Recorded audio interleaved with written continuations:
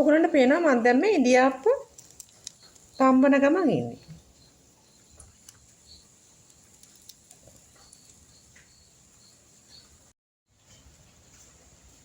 හරි. දැන් මම ඉන්දියාප්ප හදලා ඉවරයි. ඉතින් ඉන්දියාප්ප මෙහෙම හදලා ඉවරුනාම ගොඩාක් හැමදෙනාටම වගේ සිද්ධ වෙන දෙයක් තමයි මේ ඉන්දියාප්ප වංගෙඩි පිටි චුට්ටක් ඉතුරු වෙනවා. ඒ පිටි චුට්ටක් ඉතුරු වුණාම සමහරක් වෙලාවට මේ ඔයගලන්ට අතර දෙනකොට හරි කම්මැලි හිතුනොත් හරි ඉතින් පිටි චුට්ටක් ඉතුරු වුණාම හරි කොහොම හරි සමහරක් වෙලාවට ඔයගලන්ගේ පිටි ටික මිසි කරන්න බරයි. මිසි කරන්න එපා ඒ පිටි ටික. මම කියලා දෙන්නම් මොකද කරන්න කියලා. මෙන්න මේ වගේ ප්‍රමාණයක් ඉතුරු වුණා කියනකො මෙන්න දැන් ඉන්දියාප්ප වංගෙඩියත් මෙන්න මෙහෙම ඉතුරු වෙනවා.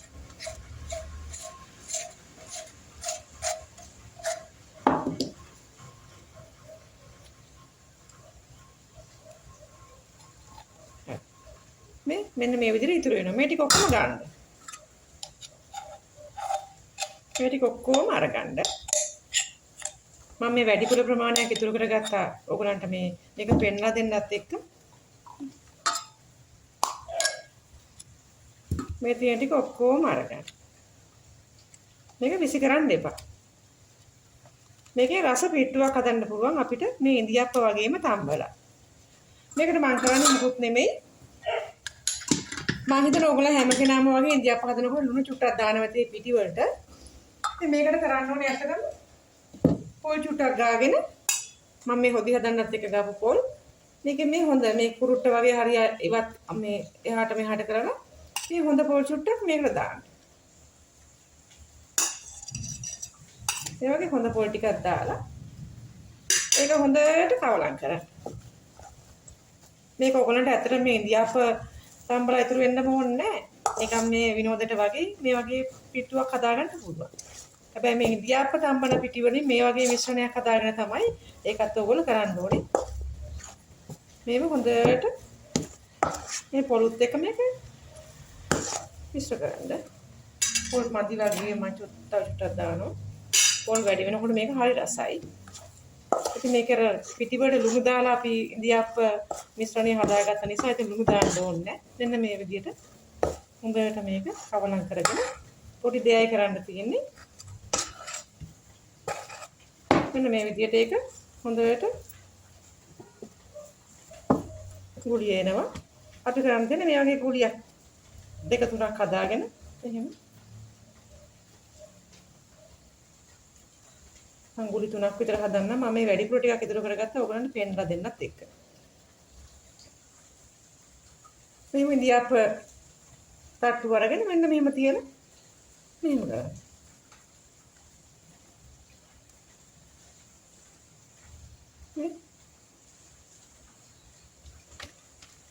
තියලා ඉවරලා ඉන්දියාප්ප තම්බනවා වගේම තම්බන්න.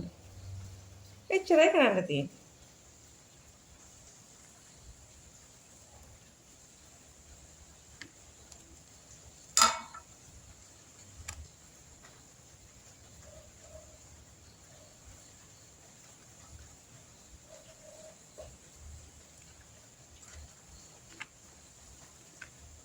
මේක තමයි තුනක් හදාගත්තා. ඔයගලන්ට පෙන්නන්නත් එක්ක. මේක දැන් අපි අර විදියට ඔයගලන් ඉදියම්ප තම්බන ඕනම ක්‍රමයකට තම්බන්න. අපි දැන් මේක තම්බමු. ඉදියම්ප තම්බන විදියටම තම්බමු. විනාඩි 10ක් විතර තැම්බෙලා තියන්න.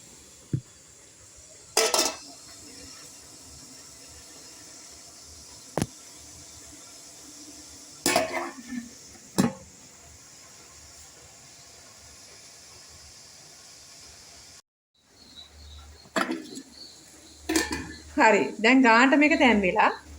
දැන් අපි මේක ලිපෙන් අයින් කරමු. හරි. මේ විදිහට තමයි තියෙන්නේ.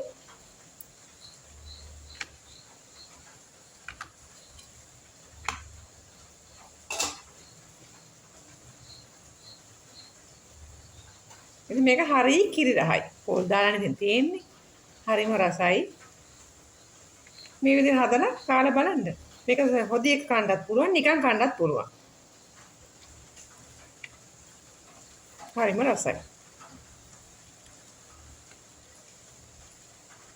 වැඩි වෙලා තැම්බුවොත් වෙන රසක් එන්නේ. මේක දැන් මේ ගානට ගත්තාම විනාඩි 5ක් විතර වගේ තියන්න. එතකොට අමුතු කිරි රසක් එනවා.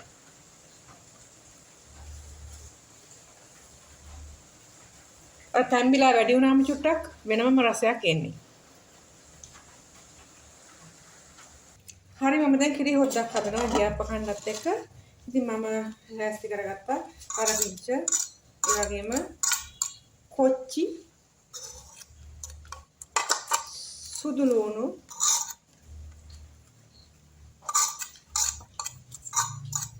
ඒ වගේම බොම්බයි ලුණු හරි රතු ලුණු හරි,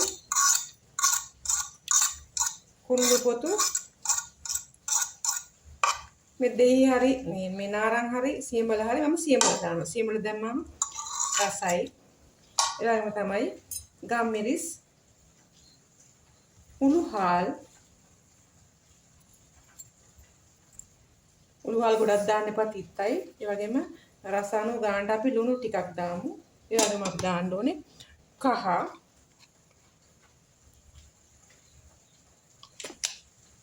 ඒ වගේම අපි පහය කුඩුත් දාමු.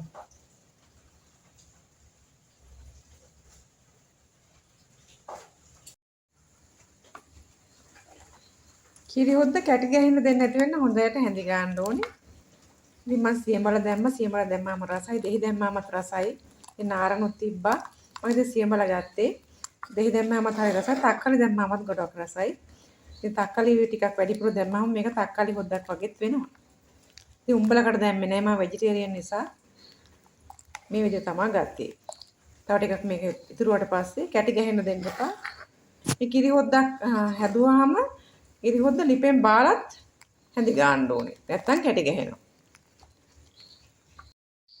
ඔය ඉතින් මම කිරි හොද්දක් හැදුවා මේ ඉදියාප්ප කන්නත් එක්ක හැදුවේ.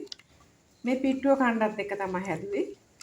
ඉතින් හරිම රසයි. මේ ඉදියාප්ප මම වෙජිටේරියන් ඉතින් මස් මාළු කන්නේ නැහැ. කිරි හොද්දක් හැදුවා. ඉතින් මේ පිට්ටුවත් හරිම රසයි මේ කිරි හොද්දත් එක්ක. ලුණු මිරිස් එක්කත් ගොඩාක් රසයි. ඇත්තටම මට ඕන වුණේ ඔයගොල්ලන්ට ඉදියාප්ප තම්බන හැටිවත් කිරි හොද්ද හදන හැටිවත් කියලා දෙන්න නෙමෙයි. මේ අහක දාන මේ පිටි කුලිය විසි කරන්න නැතුව මේ වගේ දෙයක් හදාගත්තාම හරිම රසයි. විසි කරන්න ඕනේ රසයි. ඉතින් ඔයගොල්ලන්ට මේ ඉදියාප්ප තම්බනකන් ඉන්න ඕනේ මේ වගේ දෙයක් හදාගන්න.